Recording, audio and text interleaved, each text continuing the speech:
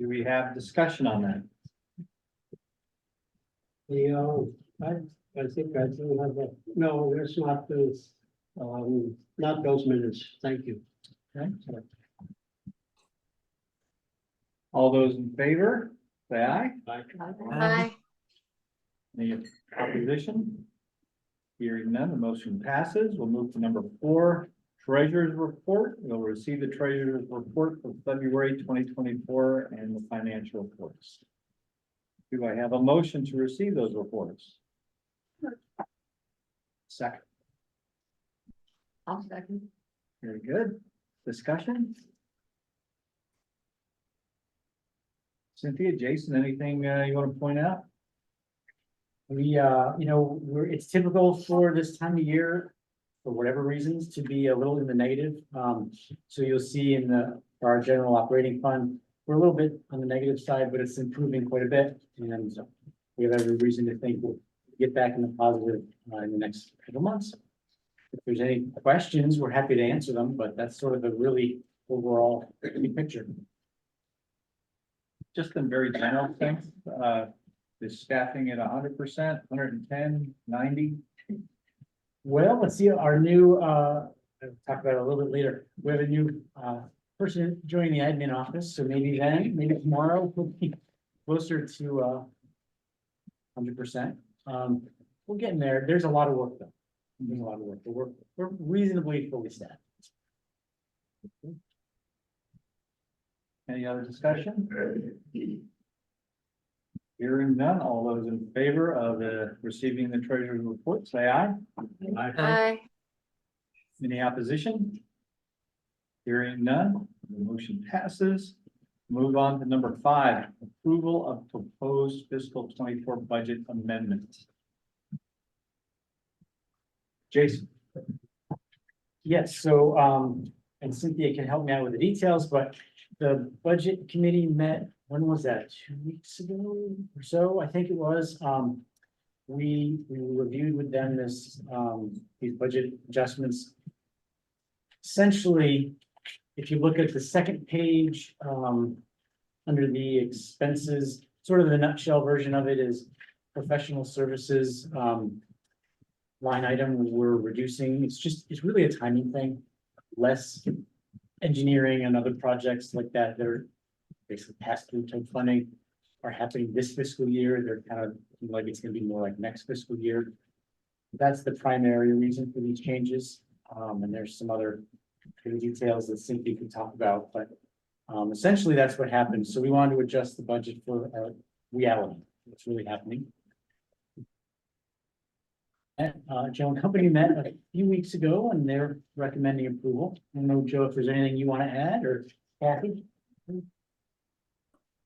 I would make a motion, Mr. Chair, that we adopt the recommendation of the budget committee to amend the current budget with those numbers as outlined.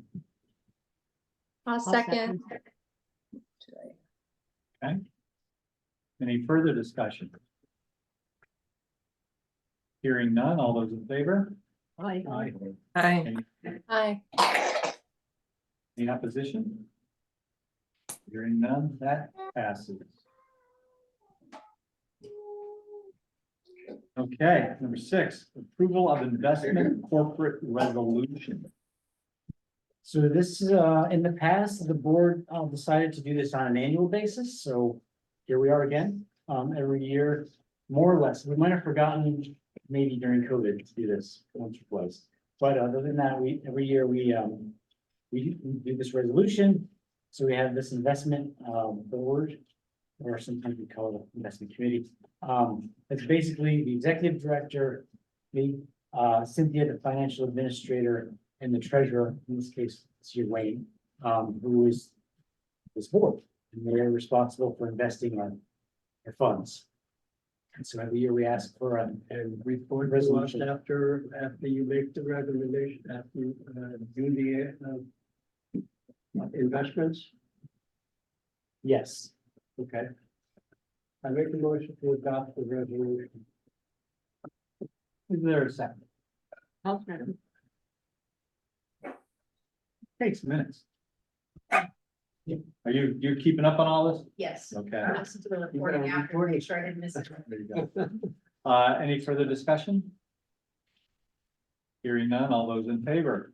Aye. Yeah. Okay, motion passes. Okay, now on to number 8.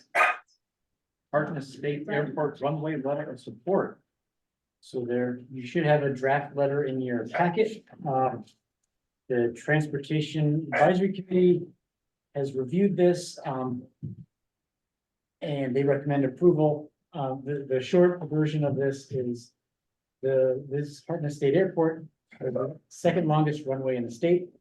The airport is underutilized, and based on sort of the level of activity, Federal Aviation Administration doesn't want to invest fully in repaving the runway. So they wanted to shrink it, basically. And the Springfield Airport Commission and V-Trans and others have been kind of fighting them on that for a while. Unsuccessfully so far. And so now comes along an opportunity for congressionally directed spending, which is what we used to call earmarks. So V-Trans is submitting a request for funding to maintain the full length of the runway. And this is our draft letter to support that request. For next year's earmarks, Correct. because the current ones are already done. We just got it, that's right. We just got a request through Congressman Welch's office for the next round. So they're applying for the next round, and our letter of support will be really helpful to the agency and to the airport commission. Do they have any evidence that it's not ever going to be used again on that length of a runway? There's no evidence of that. In fact, the pilots tell us, and Logan helped me out, the pilots tell us that they really need the length for sort of bad weather conditions and so forth. And, you know, in the past, it's been really helpful, you know, FEMA, flood response activities, and you name it, National Guard kind of stuff. So, you know, we think it's really important to maintain the length, not only for current operations, but also, you know, hopefully as we grow, we will need it, and it will be an asset to us. Okay. Well, Logan? certainly, One thing I will say is, I've been attending the Logan call. I've been attending the Springfield Airport Commission meetings. And one problem, one disconnect seems to be that even though some of the current planes that do use the runway regularly and do need the length of the current runway, they do not file a flight. So the FAA may not have the record of all the planes of the length that are actually currently using, because the only information that they get is to file an official flight plan. So that may be part of the disconnect. And they said that there are, according to the airport commission, there are a number of jets that do use the runway regularly that may have more difficulty if it was short. there's no requirement that they file a flight plan. No, I guess not. I guess I'm not really sure how that works exactly, but they did say that there is. Only if you file an official flight plan with the FAA in a certain way, it will register on these reports that they're basing. Well, I guess that was my question, because if they knew that it was being used at some level, Yeah, they might not have decided that it's not needed. Is the airport commission empowered to require a flight plan? I don't know. I don't think so. The airport commission, from my understanding, is, it's actually the only one, or one of the very few in the state. And they don't actually really have much official role or official capacity. They really serve as like an advisory board. You know, they're a very proud group. They meet regularly. They have very good attendance and engagement in their meetings. their next meeting is actually this Thursday at 5 o'clock. But I think they don't really. They have like no the power, confidence they have that- no power to do anything. They don't really have a lot of power. Okay. Well, after all this discussion, go ahead. No, I'm good. I was just gonna make a motion that we authorize the executive director to send this letter to the appropriate parties. I will second that. Just for clarity, it is, as written, Tom Marsh as chair will sign off on it. I'm sorry, I forgot, I didn't look at the bottom. Any further discussion? Yes, Jason, Yes, can you hear me? yes. Go ahead, Tom. Yeah, Jason, I'm curious, in your discussions or with the airport commission, do you anticipate any requests for money, from Mark? And you requested money from Mark? Right, No. do you anticipate any requests? Oh, Or funding. I don't believe so. There's some discussions of other requests of this congressionally directed spending. I don't believe Mark at this point is thinking of applying. That's what you're asking. Okay, Anything else? Hearing nothing, all those in favor? Aye. All right. Aye. Any opposition? Hearing none, I'll be glad to sign the letter when I present. So that takes care of the rearrangement of the agenda. We are now on to discussion items. Back up to number 2. Yeah, just really briefly, Adam basically touched on it, but VAPTA, which is the Association of Regional Planning Commissions for the state, has decided, there's been some discussion in the legislature that leads us to want to make sure we're doing a good job operating our missions throughout the state. And so we've taken it upon ourselves to have this peer review. So we've done this once, at least once before, way back when, I think it was around 2013 or so. We're thinking of doing it on a biannual basis at this point. And so this is our first year of doing it again. That's why Adam and Christian are joining us. They're here really today to observe. But sometime after this meeting, the 3 of us will meet and we'll kind of go through our bylaws, our, personnel policies, just making sure stuff's up to date. Do things the way we ought to be doing them and that sort of thing. And then the outcome of it will be maybe some recommendations. We find some things out of date and we can, improve on that as we move forward. So really that's the peer review. Adam or Christian, do you want to add to that? I do not have anything to add to that, Jason. Nor do I. Just that I think it's a learning experience for all of us to see how other folks run their RPCs, and hopefully we all get a little better at what we do through the process. I think some of us are newer, myself and Christian, and I don't want to speak for him, but I look forward to it because, we're still learning stuff, how to maybe do things better. So I think it'll be a good thing. Are there any questions on that?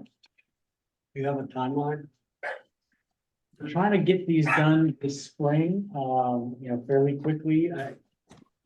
We kind of broke up the state, we each have 2 regional planning commissions that we're gonna look at, so I'm gonna be between now through May, roughly. I think we'll work on this and hopefully we'll be done soon thereafter.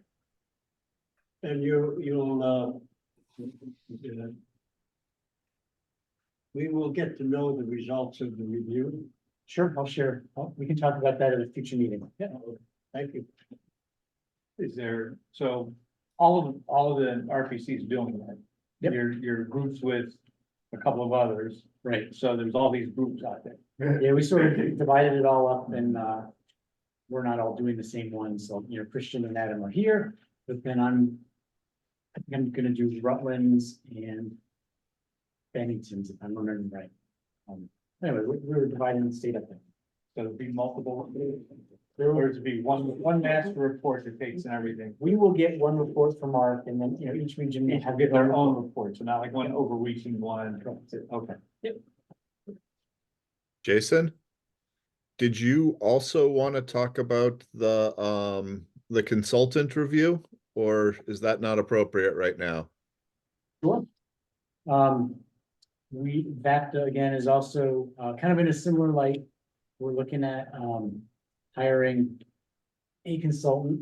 It might be NATO, it might be somebody else, you know, we'll see who it is in the future, but we have a RFP, a draft RFP that I need to finish at the moment, and it basically we're looking for an outside entity, third, you know, independent third party kind of entity to review us, to review how we do things here, and that will result in a similar report, but that'll be for statewide picture. And that will be hopefully done by December of this year. And that'll also be a report that we'll provide to you. And that'll be something that will look at our compliance with state requirements. Yeah, basically, that's right. You know, how are we, what are we doing? Are we doing things well? Are we complying with state law? Are there some changes to state law that, you know, we'd like to see to help us do our job better? Those sorts of details. Thank you. And Yeah. Mr. Chair, I'd like to say Jason has been very helpful in putting this program together for VAPTA. He's done a lot of the lifting and putting both programs together, so we should thank him for that. Thanks for mentioning it. And you know, when everybody else takes a step back, I didn't realize everyone was stepping back, so I was the one left holding the bag. Part of the learning curve, being the young That's guy it. in there, huh? That's it. Well, you know, when they say in the army, you were just volunteered. Yeah. Well, thanks for the effort. I'm sure finding time to do it was easy, so. So gosh, now I gotta. Legislative shit. Go down to number 7, okay. Legislative updates. So we have Mr. Kennedy here and Logan as well, our inside man. So I think Tom's gonna tell you a little bit about what he's been working on with that. And then Logan can kind of give you his perspective from the legislature. So Tom, what do you want me to go first? Yeah, if you could. Okay. So I'm gonna talk about three bills, 2 associated with Act 50 and 1, which is a county governance study committee. So I'll start with that. So that's S-159. S means that it started in the Senate. And it's looking at county governance. One of the things that the legislature is learning is being concerned about is trying to develop more efficiencies amongst municipalities. Also, municipalities are starting to struggle a little bit more as far as finding help, dealing with policing, fire, and the like. And so this is just looking at, are there some efficiencies that could be gained by doing something on an intermunicipal level? Obviously, county government is a very sort of a lightning rod for a lot of folks, but they also realize that it's expensive doing everything just on a municipal by municipal basis. One of the things that was brought up in this is what is the role of the regional planning commissions in assisting in this. So as you all know, we have this intermunicipal agreement we did a number of years ago, and are having the regional planning commissions hire, say, a lister or assessor, and then that person works for multiple towns. So this is just a study committee. It's gonna go on the Senate floor, I think soon. There's only $50,000 associated with doing the study. So as it stands right now, it's not law, but it's something that's going on. Act 250. So there are 2 bills to deal with housing in Act 250. One started in the Senate, which is S-311, and then one is was in the House, which is H 687.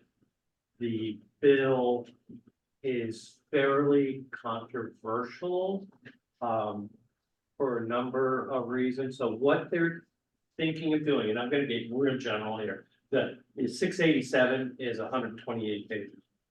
Just to give you an idea, so it gets into it. Well, what they're going to try to do is they're gonna have tiers. They have tier 1B, or tier 1A, 1B, 2A, 3. Tier 1B is basically your growth centers, your downtowns, and so on, served by sewer and water and the like. What they want to do is expand that a little bit, and if you build housing within that tier, then you don't have to go through Act 250. Then you go to tier 1A, which is you go out from that, and then they want you to make sure that you have subdivision regulations, zoning, flood regs, et cetera, et cetera. So it starts to get a little bit more restrictive. And then tier 3, which is the most controversial part, is sort of everything else. So what we would call our rural areas. Depending on, and so there could not be agreement as far as what should go into tier 3. There was discussion, and I don't know if anybody saw it, but there was discussion about it, a month ago or so. And the governor went and came up with a map at his press conference and said, what the House is talking about, 85% of the state of Vermont will be under Act 50 jurisdiction. It was a great, it was a really a good way to look at things, but it wasn't accurate per se. So instead of trying to figure it out in committee, what they're saying now is they're going to do rulemaking, have this public process to try to come up with what's in tier 3. Tier 3, though, it has become very, very controversial. The things that you were just talking about with the regional planning commission. The regional planning commissions have a very, very important role in all of this, in which is it's the mapping. So one of the things that today's Act 250 is missing is a statewide land use map. And what they're now asking regional planning commissions to do, and they're actually doing it now, is to create a land use map by region where the regions are consistent in calling certain areas the same, like what a conservation area is or what your downtown is. People are going to try to use the same definition so we can have consistency throughout the state. Then they want the regional planning commission to do is once they settle on these tiered areas, is that we're then going to map all these different tiers. And these maps then are going to be used for jurisdictional things in Act 250. So it's quite a bit of responsibility on the regional planning commission.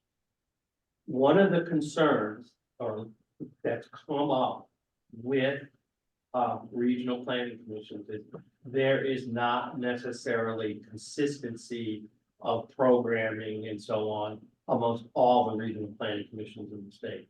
And so this is why Jason just earlier talked about the NATO, possibly a study. And it's going to look at what are the strengths and weaknesses of each regional planning commission and how we can get more consistency in our services. A big discussion has gone on is what is the best size for a regional planning commission to be. They keep using Northeast Development Association and NVDA. They have 55 or 56 pounds, and they're saying you're too big. And then they look at us and they say, well, you're a great size, you provide great services, but you can do that because you only have 10 pounds.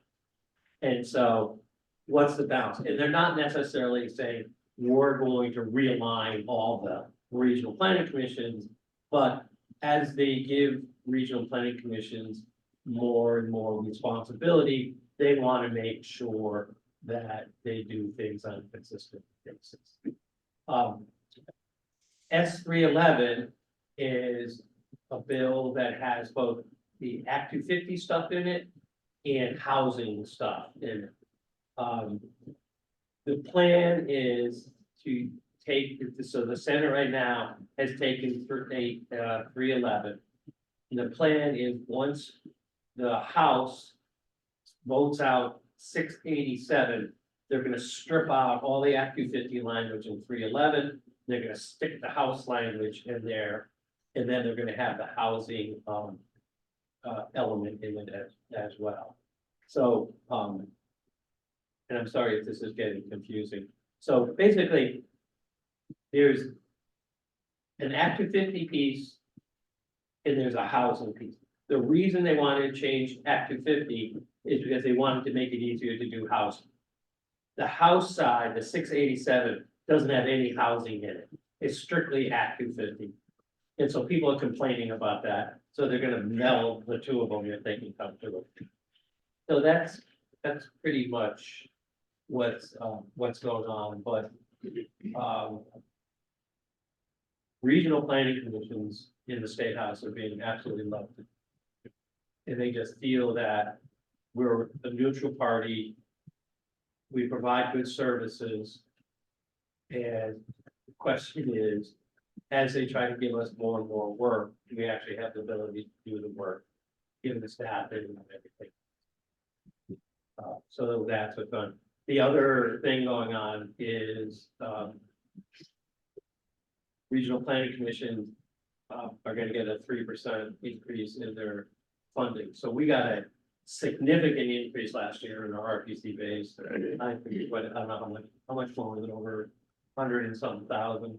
Almost double what we were Almost making double what a we're couple getting. years ago. And they did that to assist us with other COVID related stuff. And so we were pretty surprised that way they were gonna bring us back to our old base, and they didn't. And so now we have this new base that they're using, which is fabulous for regional planning commissions. That's what's happening. Are there any questions on that before Logan kind of fills us in on some other stuff? One comment, however, on your issue of county government. The idea being that if you increase the size, you have the advantage of reduced costs. I can tell you from actual experience, when they consolidated school districts because we were going to do things cheaper, that was a pie in the sky that never landed. Our expenses for these combined school districts have increased by 14% over the last 3-4 years. So I think they're blowing smoke again. And county government has never been very I think what they're trying to do is look at public services. I know some towns are having trouble getting by. Well, I You get understand volunteer that. I fire, understand the motivation. You know. I understand the motivation, And but I disagree with the fix. Yeah. Okay. So, yeah, it's just a study committee at this point, right? Yeah, I hear you. Aren't there enough counties around the country that pretty short order, they can, like, on any of this legislation, if there was a estimated outcome, like county governments in this rural state cost an average of $16,000 per person. Vermont costs $26,000 per person. Could we get that? You know, something like that. Same thing with the housing. That Act 250 is a problem. It's easy to say. So they come up with different ideas to make that less of a problem. But do they ever say, if we do this, we expect there to be an increase of 8% in new housing starts? That they can then go back and say, well, look, we got 16% new housing starts, or we got 0% new housing starts. Maybe that wasn't a good idea. Like, is that ever a part of the legislative process? That would be. I want that to be a non part of the town management process. It's too much based on reality. You can't do that. It is talked about often. I'd say one thing that we, like in my committee, for example, House Commerce, we've been talking a lot about how sometimes it's really hard to do that because we change every 2 years. And especially over in my time, I've been in the legislature 6 years. And in my time, we've lost, like this past session, we had like a 40% turnover. And so you just don't have a lot of the same people. And so sometimes things like that, like they seem so easy in principle, but then you also just have so many new people that you don't always do the look backs. But we've been talking a lot about how like setting up processes in our own committee to make sure that we're doing a look back on our legislation at least, just to try to make sure like we did this for a reason. Did we see the outcome we talked about? And there's not, I would say that it's trying to talk about like an outcomes report is like that's a discussion, but we're not great at following through. But it is discussed that there should be more intentionality in outcomes, and that we should be setting goals that we, try to look back on and see if we've reached them. Terry, did you have a question or comment? Oh, you're on mute.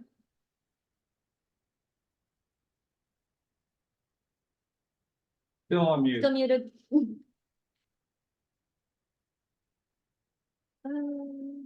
Still mute. Talk loud. There we go. Yeah, my question was, you said, I forget what tier it was it tier 2 where there's water and sewer? That housing can circumvent Act 250, is that any housing? Is it affordable housing? Is it Any housing units, any housing units? Okay, and it's a lot, they're looking at up to, without any exemption, up to 50, depending on which bill you look at, 50 to 75 units per year. Do you know if there's any incentive to get landowners to participate or Yeah, sell? there's some monetary incentives in some of it. There's a connection with the downtown and village center type designation programs. And the neighborhood development area designation does provide some helpful financial tools. So through that avenue, we hope that it would help. They also, so Tom, they do track things like number of units built and so on. And they have to report back every year on that type of thing. So they do have a good handle on the number of housing units that have been built on an annual basis by, like, if it's the Vermont Housing Compensation Board. But we don't necessarily have as good a handle on private development because they don't the towns don't necessarily have to report to a single body to say, I had X number of units built in my community, or building permits or certificates of completion, whatever. That's one of the things they want to try and get at is how much is actually being built. And they don't on a sort of.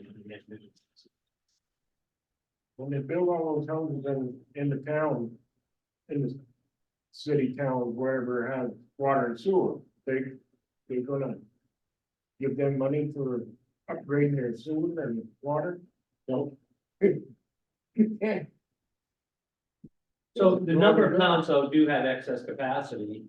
They also they're looking for more students in their schools and like, so that's sort of how they're looking at this.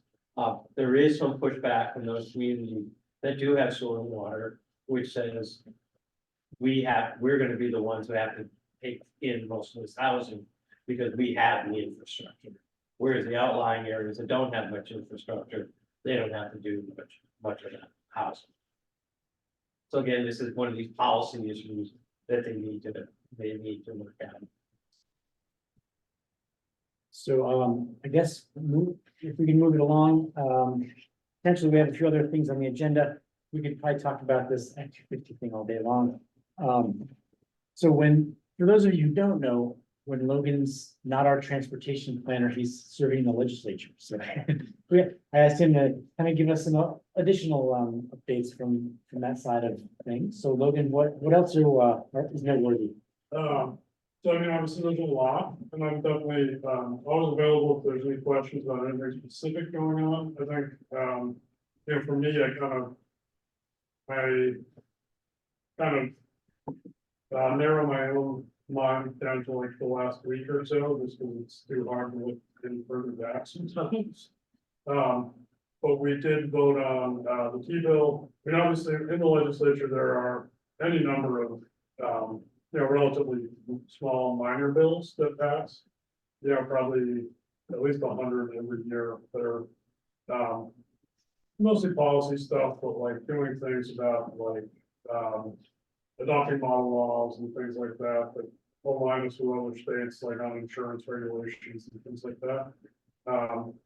So there's a handful of those that passed last week. One of the bigger ones, I think personally, I'm in House Commerce and Economic Development. We passed, what I think is kind of I consider kind of a sleeper bill. I think it's probably one of the biggest bills that will pass this year. It came out of my committee. It's a data privacy bill. It includes some language that other states have passed. Basically, the idea is that the federal government just hasn't really adopted much in terms of data privacy, protecting consumers from people that are harvesting our data. Anytime you use the internet, anytime you have a cell phone, anytime you sign into anything, people are harvesting that data. Any service that you use that you don't pay for, the reason that you don't have to pay for it is because they're harvesting your data and they're selling it. It's just something that I feel like people don't really pay attention a lot to, but is a really important issue. So this bill is kind of builds on 15 other states have done now in terms of data privacy. And we tweak some things from what other states have done. Every state kind of in the cycle has kind of taken what everybody else has done and then gone maybe one step further. And so much in that same vein, we adopted a very similar method to like California and Connecticut, but we probably went a little bit further than them in terms of what we protect and how we don't exempt people. It was not controversial in the political sense. It passed out of my committee 11-0. It passed on the floor, I think 139-0. Nobody voted against it. It now goes to the Senate. We'll see what they do, or kind of fingers crossed. Hoping that they don't change it too much. But yeah, basically it sets out things that companies can't just harvest their data. They have to. There's a process for if they do have your data and you ask them to, to delete it or get rid of it. They have like a 60-day period to do that. And if they don't, then you have a private right of action to file a claim against them in court. I don't know, there's a bunch of other provisions. I'm not going to too granular, but it's a very big, very comprehensive bill.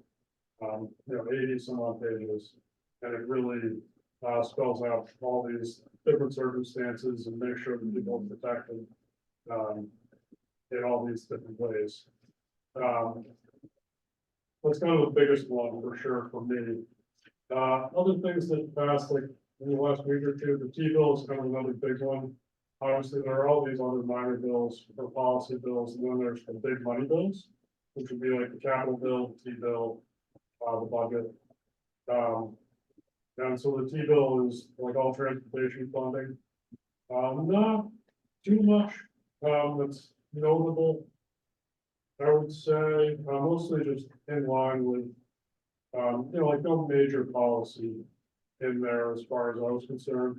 Some of the bigger things for towns, they did, we kind of restructured the way that highway funding and town road funding comes through, paving funding.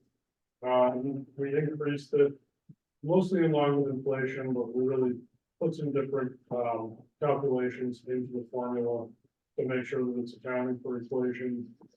And it increased the amount that, we're giving to the paving and, highway structures and paving funds by $2 million.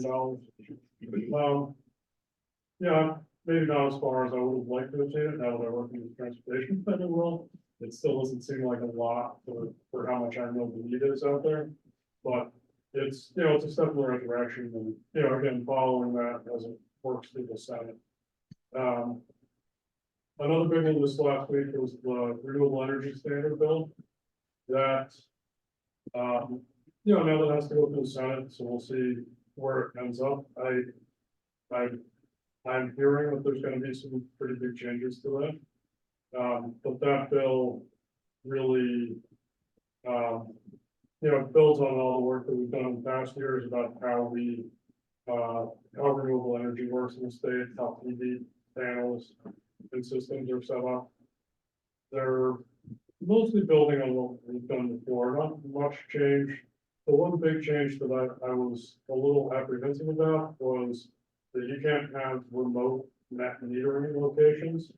So now, but like in Chester, they have this net metering projects that are, they aren't connected to the actual town buildings that they're saying that they're net metered to. And this bill kind of disallows that from going forward, which is kind of disappointing. There are reasons that they thought that it made sense. Yeah, I'm a little mixed on it. Some of the other big changes just in the way that you structure who pays for utility upgrades and kind of forcing utilities to do upgrades to utility lines. That's mostly been positively received by utilities, but it may increase rates on ratepayers. It's one of those things where it has to be paid for. We got to find money. Not happy about it, but also not, not seeing a lot of other places for it to fund the company. I think that's kind of, so far this session, I feel like there's been a lot of new revenue increases, a lot of new places that we're looking for money. It feels like we're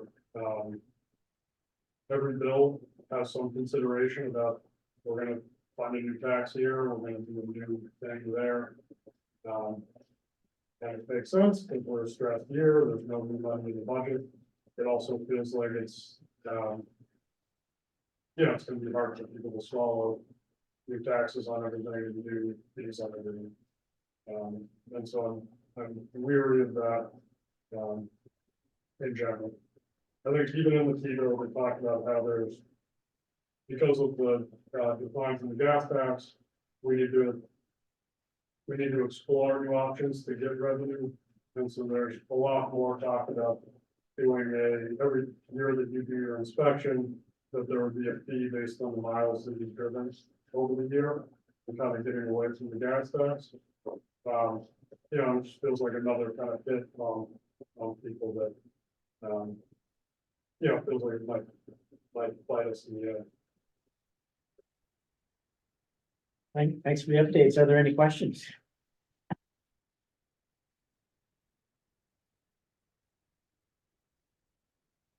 All right, now do we have housing program updates?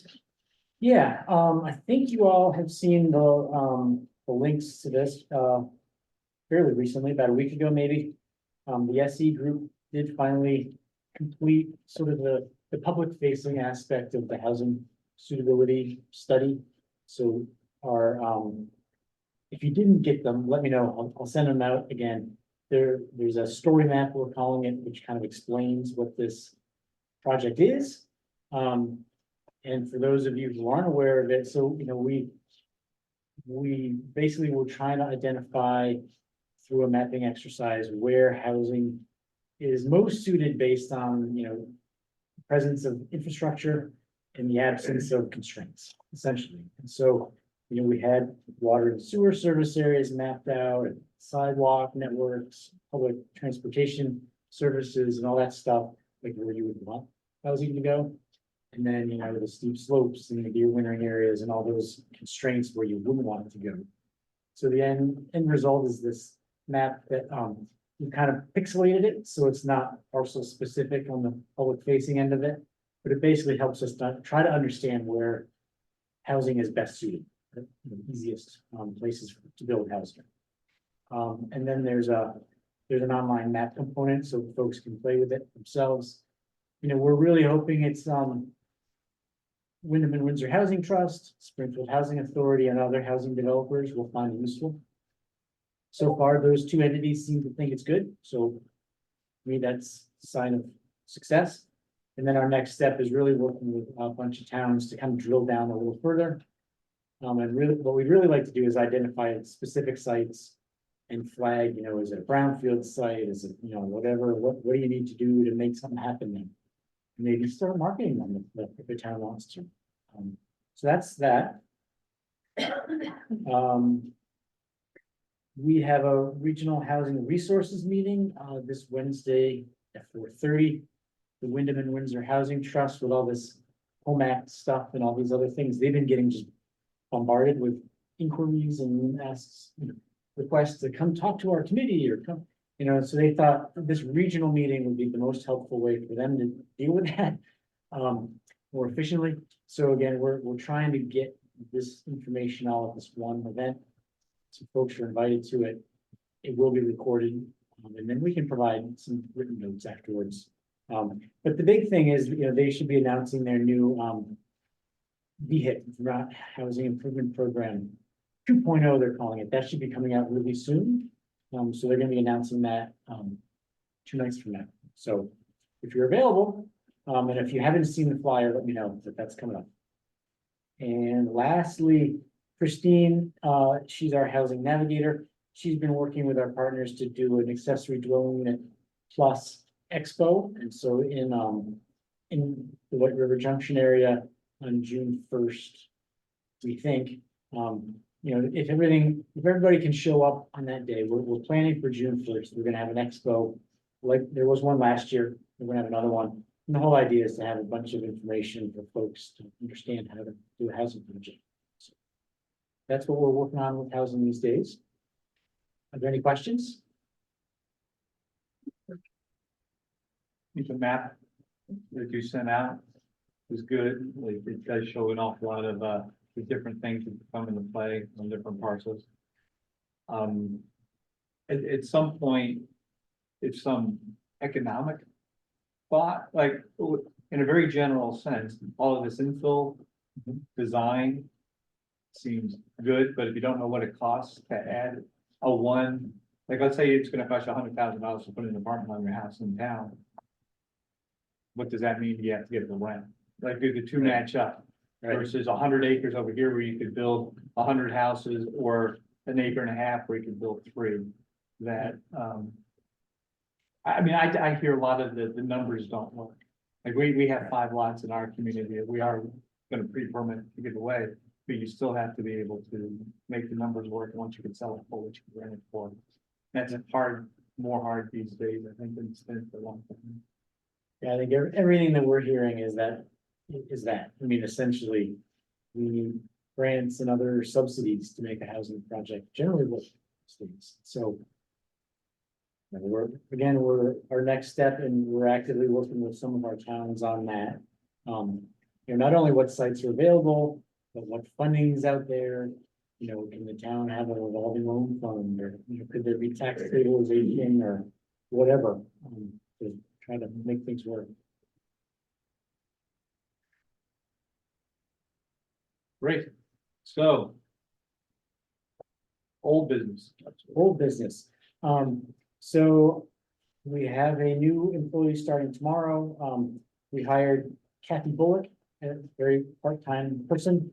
She used to work at the bus company a number of years ago. She's gonna be helping out in our busy admin office basically she's gonna be doing the administrative work for the solid waste districts. So that should be helpful. To kind of lighten the load there, and so again, she starts tomorrow. Really primarily working with Tom What are you on looking for? the 2 districts. And grant writer, we've hired a consultant to just help us out. We're really, there's a lot of hazard mitigation funding right now. And other funding, but in particular, we've been working with a lot of town hazard mitigation plans. And we're really trying to connect towns to some of this funding that's out there right now. And we're kind of feeling up to our eyeballs, so we hired this guy to help out, and so you should be hearing from us soon. At this point, Cindy and Maria are doing a lot of this work. And they're gonna be working with this guy Larry, who's our consultant, helping out on a few projects, so stay tuned. But if you have any projects that you're interested in, let us know. We might be able to help. And finally, if there's questions, we can talk about it, but, like we've been promising you, you're gonna get copies of any Brownfield Steering Committee, meeting minutes, from here on out, and so the last meeting minutes are included in the packet. Are there any questions? I do have a question. Okay, On. It's on Amston Hill Road in Chester. It says that, in, July 22, we did a phase 1. And now we're suggesting that we're gonna do another phase 1. And I wondered why. So, this is a common thing that occurs is, phase one's only good for 6 months. And if there's ever delays in as far as the transfer of property or the like, and you get beyond the 6 month period, then you have to do it over again. Julie is here, so she could give the specific reasons as to why there was this delay, but it's a very common occurrence with us. Well, no, I have a question about that, obviously.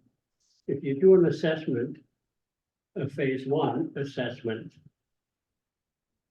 presumably you know what's there. No, that's not true. All of Okay, phase one is Educate basically a history of the property. pardon? It's a history of the property. So I think your question is, why do I have to do it again if I already did it, right? Yeah. Yeah, and it's a federal law that basically says you gotta go do it all over again. And so they make us do it all over again, even though it's already been done. Educate me about what it is that a phase 1 does. So it looks at property ownership. And what was the utilization of the property? So did you have things going on in the property that could raise red flags as far as there could be potential contamination, which would then trigger a phase 2? So but they do not do an assessment of contamination on, at that point. The only thing assessment they'll do, for instance, if they see drums or something like this, or they see oily spots or whatever, then they'll say, they call it a recognized environmental contaminant. Then they'll say, oh, this probably could, you should do a phase 2. So there is a site visit. Mhm. They look around, then they go and look at all the records. They look at these, what they call sandboard maps or historic map to see what was going. And they charge us $3,000 for doing that. Actually, that's cheap. It's usually 4. Well, we've done 3 of these on some sites. Thank you.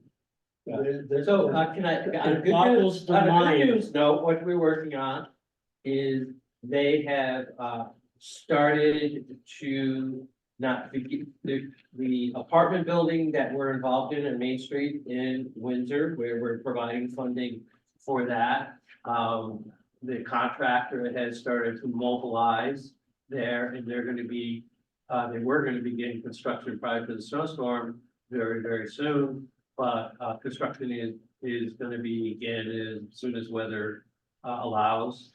So that's good news. So people will be taking advantage of our revolving loan fund. And secondly, we also have fairly good news on another project in Windsor down near the river, where they're trying to do a variety of different types of recreational things. The report came back from that, and it's the contamination isn't so bad. And I believe Terry is still looking at this summer, right, trying to begin that. So there's two projects that we've been involved in that we're gonna get them cleaned up, and there's gonna be new stuff. Thank you for the explanation. Yeah. Hey, I have Great. 2 questions also. It says that the town of Chester is taking involuntary acquisition of the 2 properties. And I was just wondering, what's the impact of the tax sale by town, the thing that they're sort of considering now? Is this gonna happen before that? How is that law gonna impact this? Anybody? So my understanding of this process, I have not, this is our first go around with the involuntary acquisition, in this program. There's the phase 1, the town puts the property up for tax sale, we acquire the property, then we have access to phase 2 and can clean up, but that's the process. The Amston Hill property, would be one that would just remain open land. The one on Cummings Road is actually, pretty close to our village. And our housing commission is actually looking at doing some kind of small housing development there. So that would put revenue back on the tax. Did I answer your question? I guess my question is all of this gonna happen prior to the state doing anything about the impacting, that would impact this tax sale Yeah, that but you're acquiring the properties with? What the state is doing, I'm not understanding there's the that question. bill. Oh, you mean the Act 250 stuff? No, No. not, it's a housing, it's a, well, what's the number? Well, 129 or something? Yeah, I had it here. Anyway, someplace, I'm not- I don't know where that is in the legislature. There's been a large negative reaction to some of the things that are in that bill.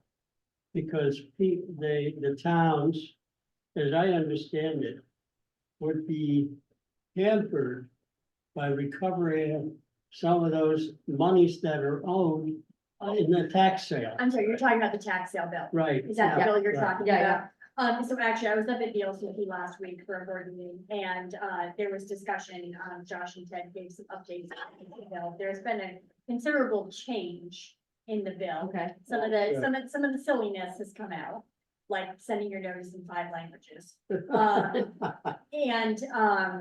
And the length of time, for, redemption, that's remaining in a year. The big change that is still in there is that instead of earning 1% per month, it would earn 0.5%. So that is one significant change for people that look at tax sales from an investment standpoint. Yeah. But the rest of it, I think will be fine. And I think ours. Never mind, I'm not gonna say that. I was hoping it would be done before the bill went over, but Are these adversarial? Yeah. So like all of that other stuff only matters if you have somebody who wants it back. Right, so, Chester's done it, or Windsor's done a couple of those. And they're not people who are looking to redeem. Okay. So, yeah, one is. I just didn't know, since that bill is sort of like new and in, and Yeah, how long it was gonna take and stuff. And I have another question. There's a motion made about, and it was after the Amston Hill Road, that they look at funding phase 1 and whatever, and it looks as though they're trying to develop a policy Right. for it, and I wondered where that was. Have So they we haven't developed? we haven't done anything on that yet. So, Chester is the first community, second community actually, Windsor was the first. Where people are coming forward with, residential properties and looking to us to assist them in cleaning up the property. Towns or individual people? Town. Towns. The question is, as we all know, there's borders in every town. And sometimes, personally, from my own thoughts on this, is sometimes it's the fault of the town because they haven't gotten after these people to get clean up the properties. Others, it's just, they've tried and it just hasn't been able to happen, but it potentially could place quite a burden on our funding. So is our funding more directed towards economic development, this is what EPA wants. Economic development, housing, or as Julie said, to develop a park or something from form of polluted land. And so this is what we need to think about. We haven't done anything on it yet. Okay. But it's in the Oh, works, you're thinking about it. We're definitely thinking about it, yeah. I think that, the thoughts for the steering committee to think about it and come up with a recommendation, and then you all. could- Right, so we'll have a Chime in on draft that. policy for you folks to look at, and we'll try to do is have some for you next board. Thank you. Any other discussion on those items? Can I just bring up one other thing, and I didn't bring it up under the legislative report? Town should be looking at the ethics policy that's in the legislature. It is, the league is strongly opposed to it.